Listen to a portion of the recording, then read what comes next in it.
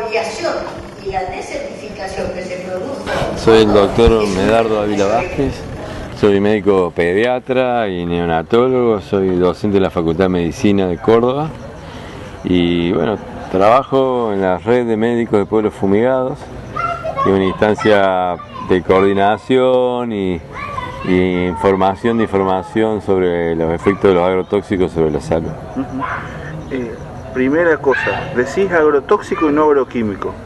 ¿Por qué? Y desde la salud son productos tóxicos que producen daño, están diseñados por la industria química para matar ya sea plantas, insectos, gusanos, hongos, o sea, son biocidas, son sustancias químicas que matan, diseñadas para ese fin y que tienen efectos inclusive sobre los seres humanos, que compartimos un 40% de los genes con las plantas, ¿no? Entonces los mecanismos de las plantas, de sus células biológicos, en un 40% son similares a nosotros. Entonces una sustancia química que altera el funcionamiento biológico de una planta puede, y de hecho altera, los funcionamientos de nuestro organismo también. Entonces, desde el punto de vista de la salud, desde el punto de vista de los agrónomos, los empresarios del agronegocio, pueden ser agroquímicos, fitosanitarios, también protectores de los cultivos, como dicen ahora, como si fueran sustancias buenas. Creo que hay una gran trampa ahí, porque son sustancias buenas para el negocio del agro, pero son sustancias muy malas porque son tóxicas para el ambiente y para los humanos en particular. ¿Son malos?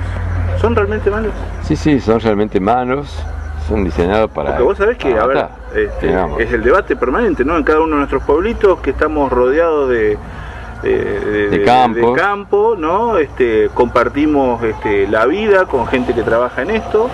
Sí. Mira, estas sustancias se empiezan a desarrollar en la guerra, en las guerras mundiales.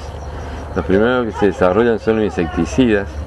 Los insecticidas organoclorados, de organofosforados, lo que tienen la función de bloquear el impulso nervioso de las personas. Hace que uno, en presencia de estos gases que entran por respiración, la orden de mover, levantar el fusil como cero, caminar, no se puede cumplir porque bloquean la transmisión del impulso nervioso. Después de la guerra había una gran cantidad de estos productos de guerra química ociosos, no había otra guerra, entonces empezaron a usarlo para matar insectos en los campos, ¿no? Entonces los insectos sufren la misma consecuencia, le bloquean la transmisión del impulso nervioso, que es idéntico al sistema nervioso, funciona igual que a nosotros, a dosis más reducidas, ¿no? Pero yo he visto personas en presencia de fumigación y con insecticida que quedan inmovilizados como si fueran una cucaracha, que no pueden pararse de la silla, hasta que pasa un rato y se recuperan los impulsos nerviosos. Y otras personas que no les hace nada, no tienen un umbral de sensibilidad tan alto. Después de la industria química de la guerra, diseñaron sustancias químicas para matar plantas, sobre todo plantaciones de rabanitos y remolachas de los alemanes en Alemania, que utilizaban para destilar y producir un alcohol con el cual disparaban los B-2 a Inglaterra. Entonces los ingleses bombardeaban los campos de remolacha con 2,4-D, un producto químico que mata plantas, con el objetivo de que los alemanes no tuvieran el combustible para tirar la B-2 que caían permanentemente sobre Londres, ¿no? O sea, ese 2,4-D después lo fue purificado por los ingleses, por los norteamericanos, y armaron una flota de aviones cargados de 2,4-D que iban a bombardear los arrozales de Japón. Pero paralelamente había una flota que estaban desarrollando la bomba nuclear, y tiraron la bomba nuclear antes de tirar las químicas, o sea, tiraron la física, que era la bomba nuclear, y quedó quieta, digamos, la 2,4-D que se utilizó después en Vietnam. O sea, estos productos son malos, son productos que devienen de la guerra química. Que se usen masivamente alrededor de escuelas o alrededor de los pueblos no quiere decir que sea bueno. Hay mucha gente que dice que no hacen nada porque les interesa el negocio del campo, porque utilizando esos productos no es que produzcan más, sino que es más fácil producir. Es más fácil producir 1000 hectáreas enteras de soja utilizando venenos, porque la naturaleza no acepta un espacio tan grande de la misma planta. La naturaleza es biodiversidad. Hay siempre en un lote un montón de yuyos diferentes, muchos yuyos diferentes. Una sola planta y siempre todas en el mismo estadio de desarrollo, todo chiquititas, medianas o altas. Eso es algo anormal para la naturaleza. Entonces la naturaleza, tanto los yuyos como los insectos, se meten a ese lote.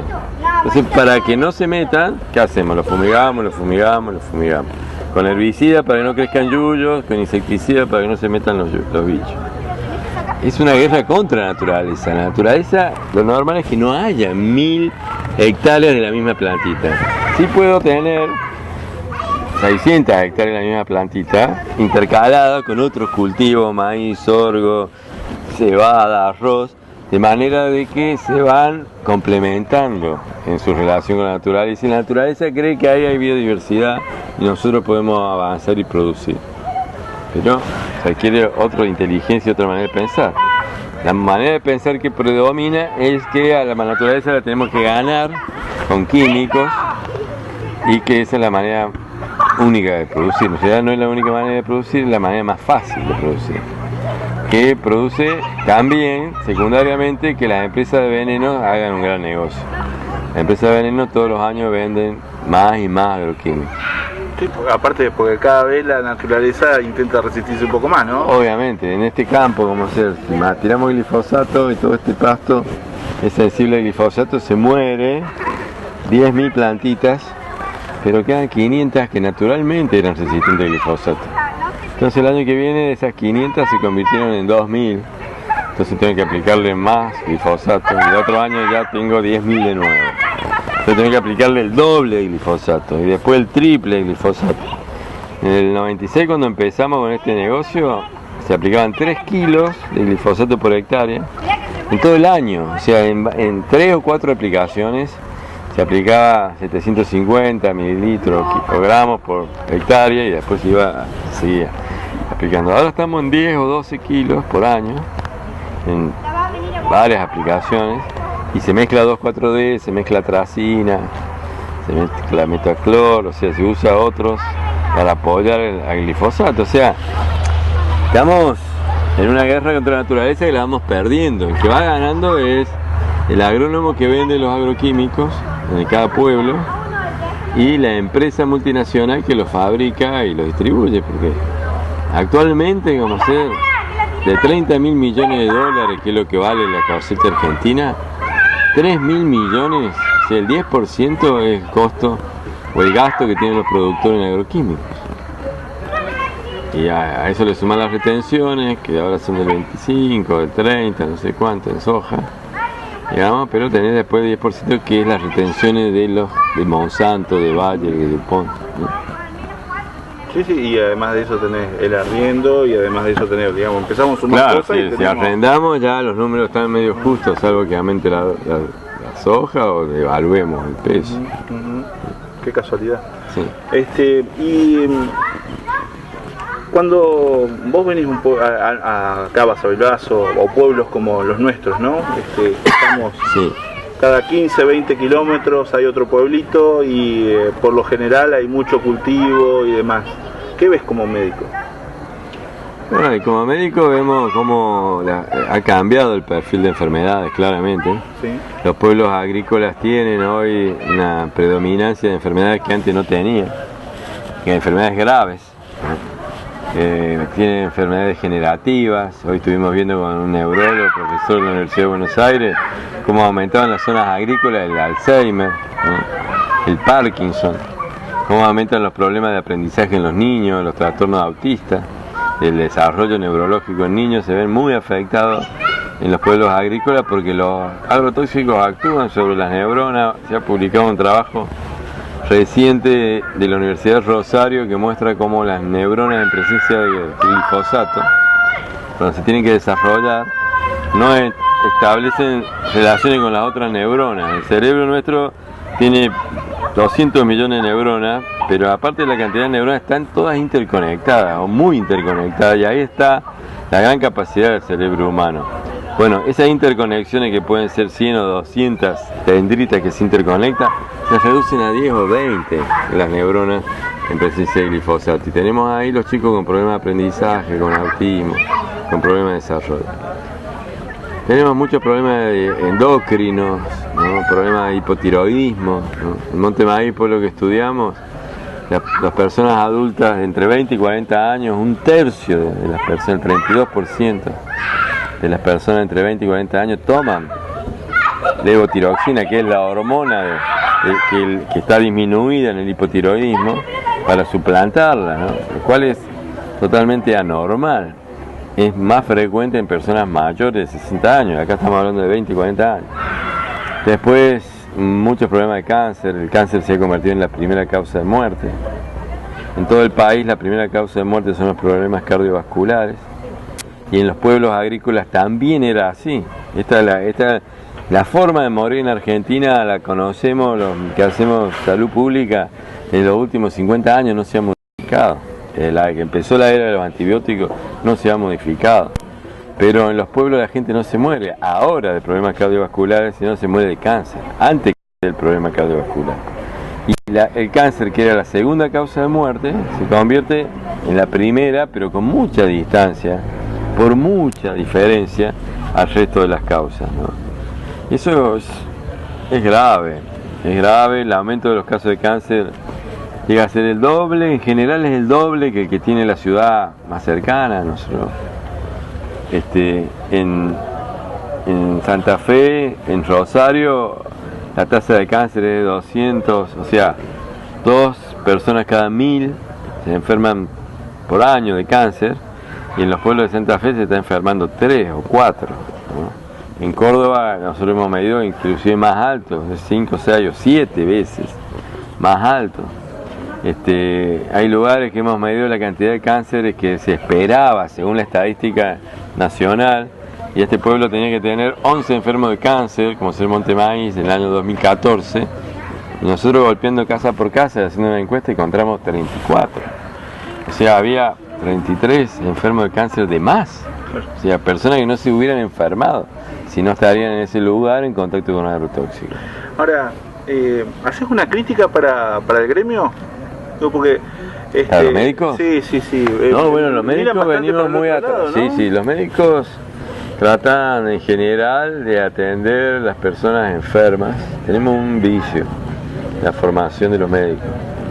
La formación de los médicos está muy orientada a la enfermedad, ¿no? Entonces sí, los médicos, estoy seguro que son muy responsables en hacer los diagnósticos y tratar de esforzarse para que su paciente tenga el mejor tratamiento y seguirlo, y que se cure del cáncer, o que esté bien tratado de su hipertiroidismo, o que se le haga la rehabilitación a niños con problemas neurológicos.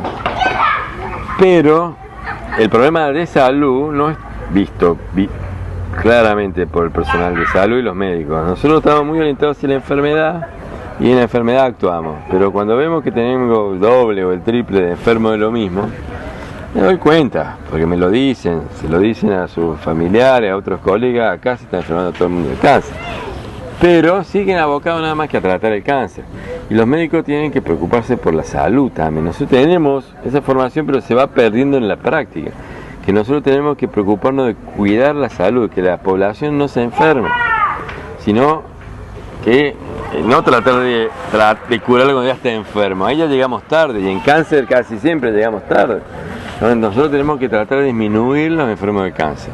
Entonces, cuando tenemos muchos enfermos de cáncer, tenemos que decir: acá está pasando algo, a dónde están los enfermos de cáncer, en qué lugar del pueblo, quiénes son, ¿no? ¿Son viejos? ¿Son jóvenes? Desgraciadamente son más jóvenes. La forma de los enfermos de cáncer alcanza a todos, inclusive niños, en mayor frecuencia en estos pueblos. Entonces, bueno, los médicos tratan en general de no meterse en este tema. Hay otros que los entrevisto y hablamos del tema, y seguro que no. Hoy hay otros que hemos tenido problemas, pero hay muchos que sí. Hoy acá ha habido muchos médicos en este encuentro de pueblos. Nosotros de hecho tenemos una red de médicos de pueblos fumigados, que el objetivo de la red es apoyar a los médicos de los pueblos cuando van a decir de que acá se están enfermando por agrotóxicos, Claro. por la fumigación. Porque el médico que está solito en un pueblo como este, y Roberto Lescano sale a decir acá lo están envenenando todo el pueblo, lo tratan de loquito, vos que sabes, y en el ministerio, en la universidad no dicen nada.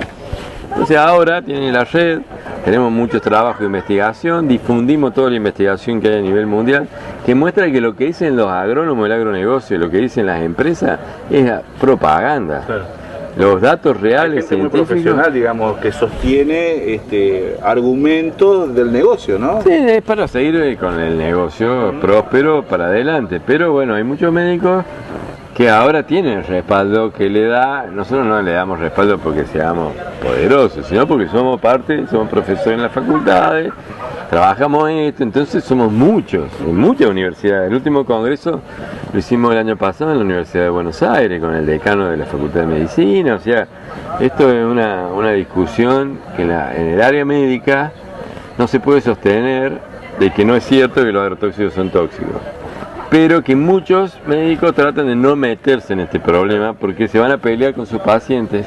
Yo tengo pacientes que murieron, yo soy neonatólogo, tengo pacientes recién nacidos, que murieron porque los padres los fumigaban, ¿no?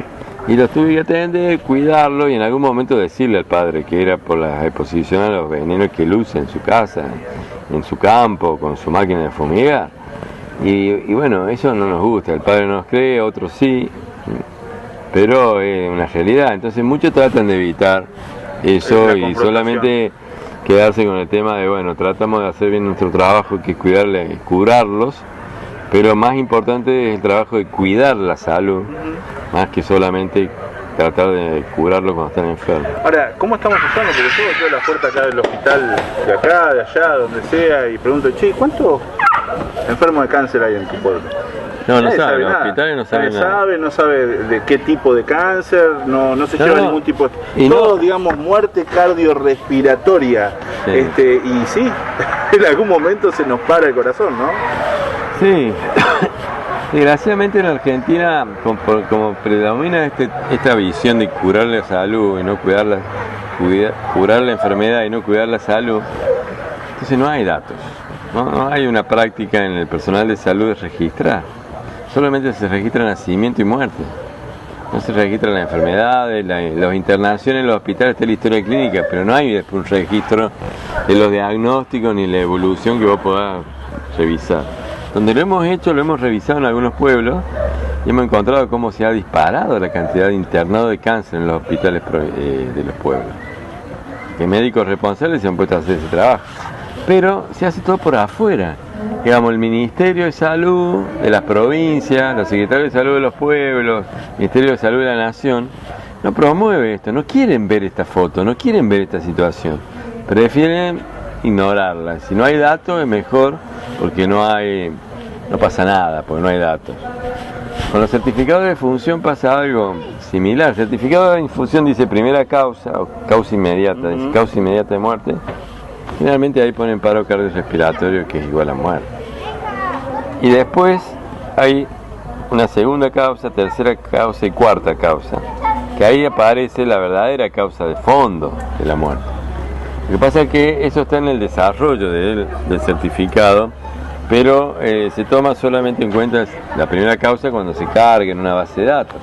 Entonces hay que ir al certificado de defunción y revisarlo. Nosotros lo hemos hecho en muchos pueblos, en San Salvador, acá en Entre Ríos. 50% de las personas se murieron de cáncer en el año 2012. O sea, 1 cada 2 personas se muere de cáncer en ese pueblo. Y en un relevamiento que hizo la Universidad de Rosario encontró que en los últimos 7 años el 40% de las personas se murió de cáncer. Es una barbaridad. Y eso al principio lo hicieron los vecinos buscando en los certificados de defunción que tienen las empresas fúnebres. Porque el municipio muchas veces no quiere mostrarte esto, pero la empresa fúnebre tiene una copia y el funebrero sabe que se murió el vecino que está enterrando. Una fuente de información muy buena son los funebreros, las empresas fúnebres de los pueblos.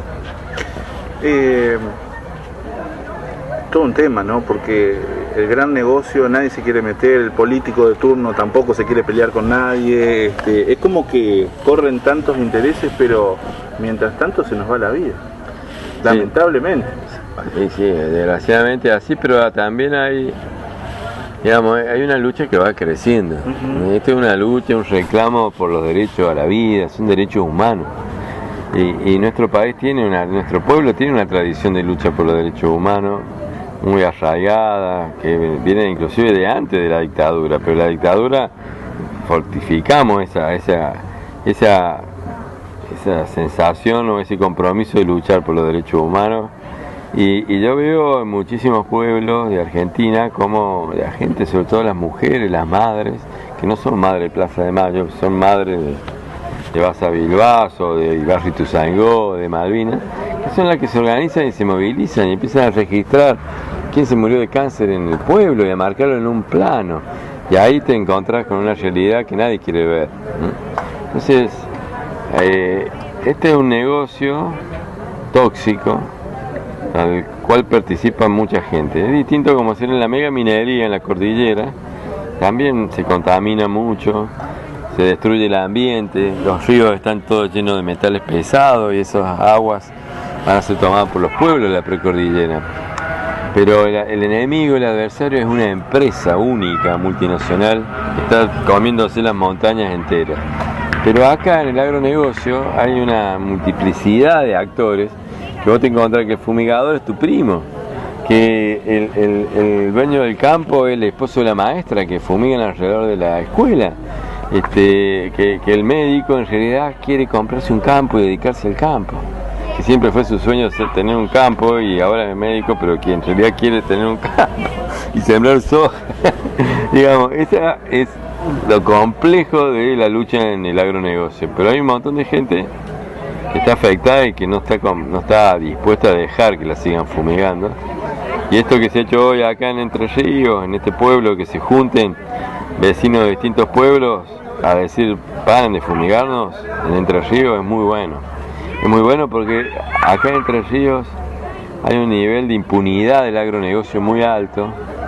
Yo creo que acá se está fumigando con mayores dosis que en Córdoba, que en Santa Fe, porque hay una sensación de que acá se puede hacer cualquier cosa por parte de los empresarios ojeros, sobre todo los más grandes. Por la sociedad. Así que esta denuncia tenemos que asociarla al tema de la Agencia Internacional que dice que los pesticidas... Estamos con Patricio, en el día de hoy hizo la presentación del libro Envenenados, aquí en Basavilbaso y... Bueno, me gustaría que primero nos cuentes un poco de qué trata y de qué trata esto de escribir sobre estas cosas, ¿no? Porque en el día a día, lo charlábamos en la radio, en el día a día vos te dedicás a otra cosa, pero empezaste a laburar fuerte en esto y te notamos muy comprometido. Sí, Envenenados es una historia que empieza en 2012 más o menos, cuando tengo las primeras informaciones. Empecé a seguir, yo soy del interior, soy del sur de la provincia de Buenos Aires, de Sierra La Ventana, y la verdad es que leo mucho los diarios del interior y me interesa mucho lo que pasa fuera de Buenos Aires. En porteño no es muy de leer otros diarios. Y empecé a notar que había una recurrencia de algunas denuncias, artículos muy chicos que salían en diarios en Santa Fe, en Córdoba, un poco en Entre Ríos, sobre casos de contaminación con agroquímicos. Entonces, a partir de ahí, casi sin querer, empecé a seguir un poco el tema. Quería entender bien qué era lo que pasaba, y la realidad es que Envenenados es un libro que trata de desmontar el modelo, ¿no es cierto? ¿Cómo es esto de la soja? Se centra mucho en la soja, en el maíz, en el algodón transgénico, desde el acercamiento de un periodista que está tratando de entender qué es lo que pasa, ¿no? Creo que lo que tiene de valioso el trabajo es que no es pretencioso en el sentido de querer explicarlo todo, sino más bien de acercar a alguien que no conoce esta historia cómo funciona esto, cómo empezó el tema de la soja, por qué esa soja incentivó tanto la utilización del glifosato, que era un producto que se usaba muy poco en Argentina, y cómo ahí empezó a explotar todo esto, ¿no es cierto?, a los niveles que estamos hoy, que tenemos un monocultivo de soja, tenemos casi 300 millones de litros de agroquímicos que se fumigan por año. Entonces es como que muy difícil desarmarlo, pero al mismo tiempo lo podemos contabilizar, y creo que eso es lo que tiene un poco envenenado, ¿no? Y hay un repaso de las tragedias, de casos puntuales, como el caso de Fabián Tomasi acá en Basavilbaso, el caso de Estela Lemes en Gualeguaychú, que es una maestra fumigada. Bueno, distintos casos que dan un poco la idea de que este problema tiene una consecuencia sanitaria y que toda esta explotación económica no ha sido gratuita, ¿no? Bueno, viniste acá a Baso y estuviste participando de toda la jornada con gente, la verdad, muy calificada para hablar, con mucha preparación, que nos contó de distintos aspectos, ¿no? La parte legal, la parte de salud, la parte de alimentación, porque esto tiene muchas aristas. Claro, sí, es un modelo, ¿no? Completo, y al mismo tiempo yo lo que a veces trato de remarcar, que es la dificultad de cambiarlo, ¿no? Porque nosotros tenemos las críticas hechas sobre los agroquímicos que se usan, cuál no, ¿viste? Cuál es más nocivo, que es cierto, varía la escala de la nocividad, ¿no es cierto?, estos productos, pero también llega a lo que consumimos, lo que está en el supermercado, lo que vamos a comprar en el día a día, esos productos que tienen estos componentes que no lo sabemos, ¿no es cierto? Yo hace un poco más de un año accedí a un estudio de Axoja, del Congreso de la Soja, en donde hablaban de más de 740 productos de supermercado que tienen componentes de soja transgénica. Muchos nosotros ni siquiera lo sabemos, ¿no? Las sardinas, las hamburguesas, los chicles, los palitos de la selva, bueno, y con todo esto en definitiva lo que conforma para mí, más allá de un modo de producción, es una cultura de consumo que tiene todas estas aristas. Entonces, no solo nos tenemos que centrar en cómo se está trabajando el campo, me parece, es importante por supuesto, el hecho que hagan siembra directa y no usen el arado, o el hecho que se use mucho herbicida y ya no se saque la maleza de otra manera, o la semilla transgénica, sino también toda la cadena en definitiva, porque ya tenemos un modelo instaurado que tiene mucho tiempo, ¿no? Ya hace más de 20 años de la soja transgénica en Argentina, y que hoy en definitiva se estableció como un modo de producción cultural, ¿no es cierto? Hoy el productor cree que no hay otra forma de cultivar que no sea con agroquímicos o con semillas transgénicas, y al mismo tiempo nosotros nos hemos acostumbrado a comprar los productos en el supermercado sin ver la etiqueta y sin que nos moleste que tenga soja o componentes que no tienen nada que ver con la fórmula tradicional de un paté o de una salchicha, ¿no es cierto? Creo que esa es la dificultad más grande. Lo que se trató de exponer acá fue eso, en definitiva, que tenemos ya suficiente evidencia médica, ¿no? De soberanía alimentaria también, la cuestión legal, ¿no es cierto?, en donde estos aspectos ya reflejan que tenemos un problema que está muy internalizado, lamentablemente, y que en definitiva lo que se está poniendo en discusión no solo es la cuestión de la soberanía, si querés, en tanto consumidores, de poder elegir, sino también nuestra propia seguridad corporal, ¿no es cierto?, nuestra propia seguridad sanitaria, que me parece que es lo valioso que se expone en este tipo de jornadas. Ahora, hoy acá charlé con médicos, nutricionistas, con abogados, pero habitualmente los médicos, los nutricionistas, los abogados, la mayoría de los docentes, no se involucran, no le interesa, no quiere hablar del tema, le escapa el tema. Los médicos van y te acompañan en un caso de cáncer, pero nunca es raro que te digan, che, pero lo que pasa es que vos estás haciendo tal cosa. Claro. No nos terminamos de involucrar del todo como sociedad con esta problemática, ¿no? Sí, es muy complicado. Yo creo que la diferencia la hacen específica, la podrían hacer justamente los médicos, teniendo un rol más activo y al mismo tiempo una coherencia, creo yo, de lo profesional, con el hecho de estar viendo de que hay variables sanitarias que han cambiado. O sea, los indicadores que hoy tenemos de cáncer no son los mismos de hace 10 años, ni los de abortos espontáneos, ni los de malformaciones. Es bastante doloroso ver que los médicos relativizan el problema o directamente no quieren opinar, o muchas veces cuando uno hace este tipo de investigaciones opinan en el pasillo. Te dicen, sí, la verdad que tienen que ver. Claro, tienen que ver, pero yo no te lo podría afirmar, te dicen. Bueno, ahí tenemos un inconveniente, porque nosotros los periodistas podemos poner la cara, o tenemos que poner la cara y reafirmarlo, y llegar a situaciones límite con empresas, o a problemas judiciales, ¿no es cierto? De hecho, se han generado. A mí me han amenazado un montón de veces con iniciarme juicio y demás por estas denuncias, y no lo puede hacer un médico.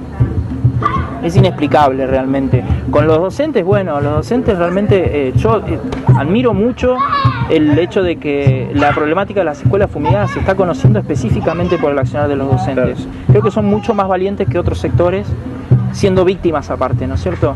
Y los abogados están ahí como bueno, en un segmento trabajo, medio. No, claro, algunos se juegan un poco más, hay casos, ¿no es cierto? Está Darío Ávila, está Fernando Cabaleiro, hay otros casos, no quiero quedarme mal con los nombres, pero la realidad es que la media no se involucra.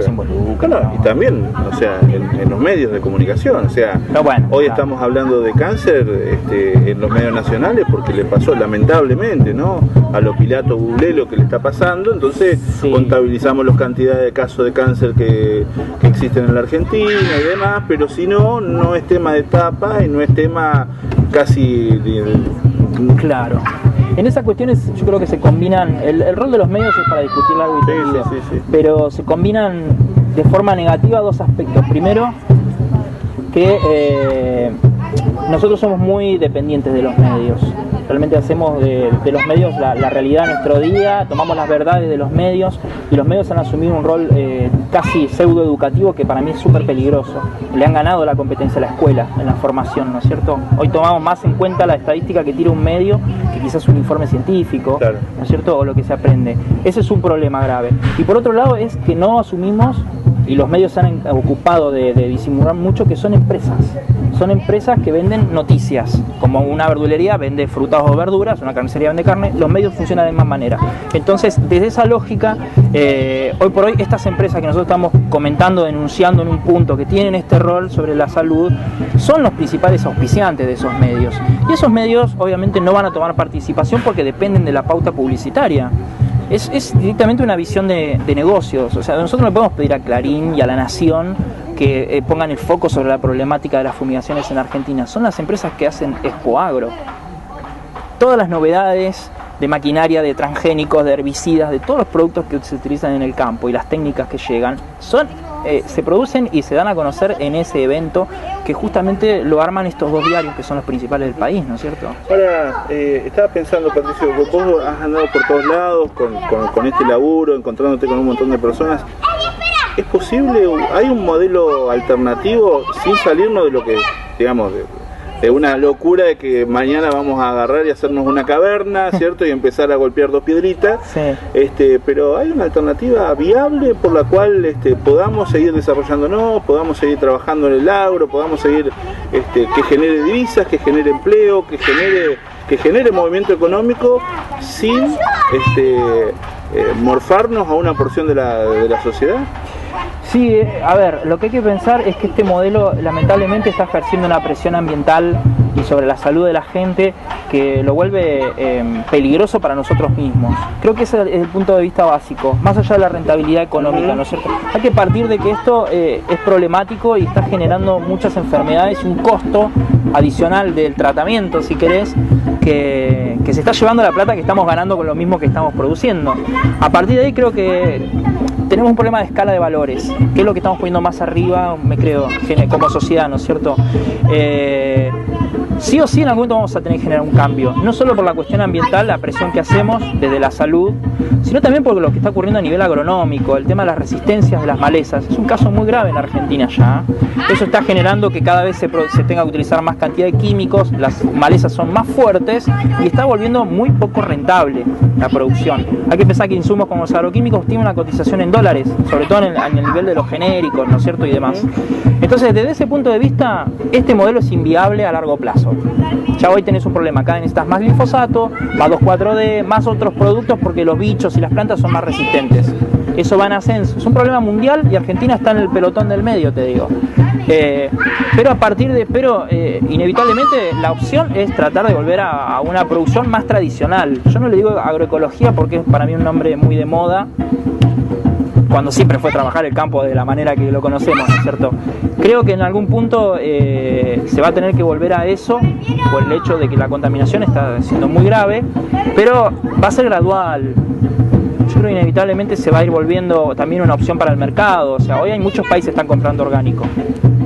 O sea, hace muy poco Alemania devolvió todas las partidas de miel de Uruguay porque venían con glifosato, ¿no es cierto? Por ejemplo, yo hablaba con gente vinculada a agroindustria y me comentaban que Japón no compra los pollos argentinos porque están alimentados con transgénicos. O sea, los países desarrollados toman en cuenta este tema de alimentación, ¿no es cierto?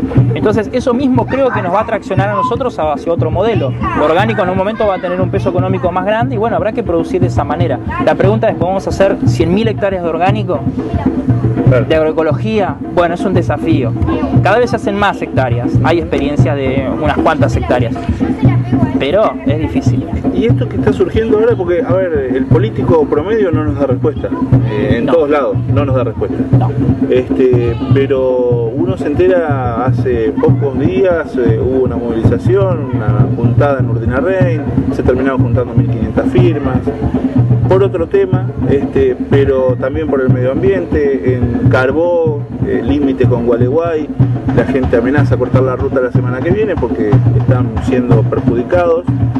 En Gualeguaychú, la semana que viene también hay una marcha. Sí. Tenemos este evento aquí en Basavilbaso. En algún momento en el norte de la provincia dijeron, che, nos estamos muriendo de cáncer, vamos nosotros a ver qué es lo que está pasando. Los docentes, hoy lo mencionábamos, se movilizan y dicen, es como que si bien no es lo masivo que quisiéramos, está brotando desde abajo un pedido de respuesta que no estamos teniendo por parte de la clase dirigencial. Cosa que es un aspecto muy común en casi todos los lugares donde está pasando hoy esta discusión.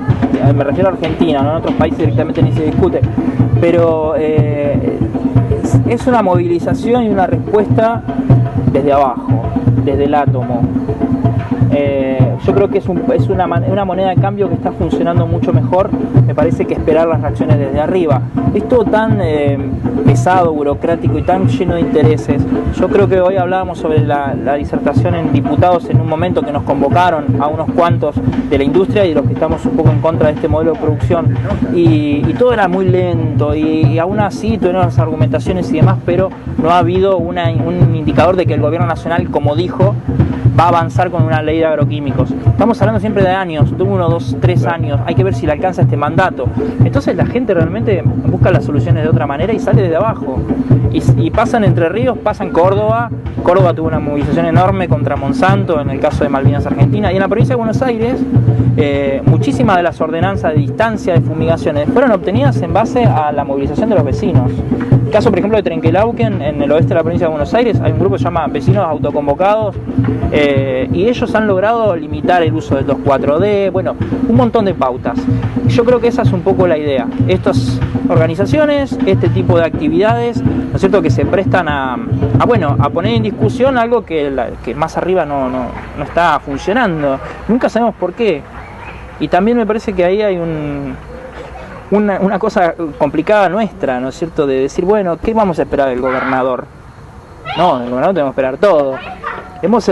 Lamentablemente la cultura política nos llevó a esto un poco, ¿no? A decir que con los grandes no nos podemos meter porque están como en una discusión que no sabemos cuál es y que no tiene que ver con nosotros. Y la realidad es que tienen que responder por nosotros y no esperar que sí o sí la respuesta la de un intendente, ¿no es cierto?, un concejal. Estamos exigiendo mucho ahí abajo, pero bueno, en un punto lo que ha logrado algunas limitaciones en el interior han sido precisamente esas luchas sobre el concejal, sobre el intendente, y bueno, y a partir de ahí ver si en algún momento un gobernador, viste, enciende la luz y mira lo que está pasando. Los saborizantes, todo tiene sabor a nada.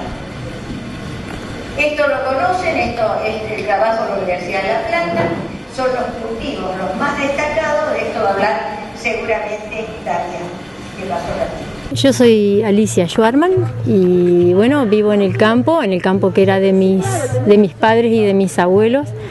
¿De dónde está ese campo? A 7 kilómetros de Basavilbaso, por camino de tierra. Bueno, es una historia larga, tuve mis idas y venidas y hasta que recaí ahí hace más de 20 años, volví. Después de haber visto algunas cosas que me despertaron la conciencia, volví ahí cuando todavía mi padre vivía y bueno, con mi mamá. Y empecé a construirme la casa, se empezaron a criar los hijos y empecé a hacer huerta y a estudiar de agricultura orgánica, estudiar con los libros, ¿no? Con los libros que se presentaban y las circunstancias que siempre favorecen y te traen libros a la mano. Y bueno, así empezó todo. Ya hace unos cuantos años estamos haciendo producción agroecológica, ya a mayor escala. Tenemos huerta orgánica, tenemos vacas que son alimentadas de manera orgánica con praderas. Y bueno, es una lucha. Hago dulces también con la producción de fruta, que hay algunas frutales que plantaron mis viejos, que todavía están, y algunos que plantamos nosotros. Y ahí la estamos peleando, peleando con los vecinos que fumigan y peleando acá en el pueblo para que nos den espacios, haciendo ferias. Es larga la lucha, pero es hermosa, porque es lo que uno está convencido. Yo tengo 53 años y todavía no dejo de soñar en un mundo limpio, para mis hijos y para cuando vengan los nietos y para los nietos de todos. Usted dice que participa en una feria. ¿Qué tipo de alimentos puede ofrecer? Bueno, en la feria nosotros traemos, yo hago dulces, miel, también tenemos una pequeña cantidad de colmenas que sirven para autoabastecimiento primero, y algo, el excedente, digamos, lo vendemos, miel pura, muy rica. Y después cuando hay verduras también vendemos de verduras, ¿todo tipo de verdura? Sí, lo que va de estación, lo que vamos pudiendo hacer, porque son muchas actividades en las que estamos desarrollando en el campo, y por ahí, ahora que los hijos están estudiando, como que es mucho el trabajo. Ahora actualmente hay un amigo acá, arquitecto, que está yendo de vez en cuando a ayudarnos porque le interesa aprender y ayudarnos en este trabajo. ¿Y se puede vivir? ¿Se pueden autosustentar? Sí, por supuesto que se puede vivir. ¿No es una utopía? No, no es una utopía. No es para despilfarrar, porque todo este sistema, el sistema convencional de agricultura, es para el despilfarro. Es para el despilfarro, para cambiar el vehículo todos los años, No, el sistema agroecológico es para vivir bien y sobre todo dormir bien, dormir con la conciencia tranquila, que uno está haciendo lo mejor por la tierra y le está dejando a las generaciones venideras, a los hijos, a los nietos, una tierra rica, una tierra linda, una tierra que ahora está toda verde y llena de duraznos, los árboles, y así se puede vivir. ¿Y en cuántas hectáreas trabaja? En este momento estamos trabajando 40 hectáreas. 40 hectáreas, sí, que no es poco. O sea, para una agricultura convencional 40 hectáreas no es nada, es una pavada, pero se puede, perfectamente se puede vivir, sin ostentaciones y sin despilfarro, como te decía. Está bien, pero ¿se puede dar el lujo de decir salimos a comer afuera, cambio la ropa, tenemos alguna enfermedad y la podemos cubrir? Digo, las cosas que uno también ve como esenciales, ¿no? Claro, por ahí esas no son las prioridades para mí. Salir a comer afuera no me interesa. Me interesa comer afuera en el patio en una noche linda. Y en realidad, o sea, yo estoy toda en una situación estoy haciendo estudiar mis hijos, eso se puede, y eso es muy importante. Estoy haciendo estudiar 2 hijas en Rosario, y eso es importante. Y se puede vivir bien, y duermo, como te digo, con la conciencia tranquila. Bueno, ¿y cómo se hace con todo lo que hay alrededor? Porque usted me decía, obviamente, usted tiene 40 hectáreas, pero alrededor las hectáreas son miles y de otro tipo de cultivo. Claro, sí, es un problema eso, porque uno se siente invadido, porque por más que le diga al vecino o acuerde con el vecino, no me fumigues tantos metros y todo eso, pero uno empieza por ahí a dejar de disfrutar algunas cosas. La otra vez me pasó que me di cuenta de eso, que uno va en el campo y dice, ¡ay, qué hermoso viento!, ¿no? Y de repente ve que el viento le trae una fumigación, entonces deja de disfrutar esas cosas tan importantes en la vida. Y es una lucha, es toda la vida. Claro. Pero yo tengo fe, perdóname. No, por favor, usted me decía que en algún momento le hizo el clic, y volvió justamente al campo, volvió al lugar donde seguramente se crió y demás. ¿Usted imagina que sus hijos le va a hacer el clic en algún momento? No, mis hijos son conscientes de todo el problema y cada uno ahora está en su camino, estudiando, haciendo otras cosas, tocando los tambores, estudiando diseño de parques y jardines, y yo creo que mi hija es la primera que se va a venir para vivir al campo. De hecho ya lo tiene proyectado, ya tiene su viverito ahí y todo. Pero sí, más temprano que tarde van a ir al campo porque es su proyecto de vida, pero más adelante, después de vivir otras cosas, como tal vez lo hice yo también. ¿Y cómo ve? Usted vive en un pueblo como yo vivo en Urdinarrain, usted vive en Basavilbaso. No es fácil, ¿no? Porque la mayoría mira para otro lado, no mira lo mismo que está mirando usted. Sí, es cierto. La mayoría mira para el otro lado, pero ya hay muchas personas afectadas. Vos también lo debes saber, que vivís en Urdinarrain. Hay muchas personas afectadas, muchas personas lamentablemente que requieren los alimentos que nosotros hacemos. Y bueno, hay que seguir. Y yo tengo mucha esperanza, te decía, porque cada vez hay más jóvenes que están en esto. En este encuentro lo vemos. Claro. Cantidad de jóvenes, impensado, yo decía, hoy hablaba con algunos hace 2, 3 años atrás, no mucho tiempo más. Impensado tener este tipo de encuentros y estar hablando como se estuvo hablando en el día de hoy aquí. Fue maravilloso.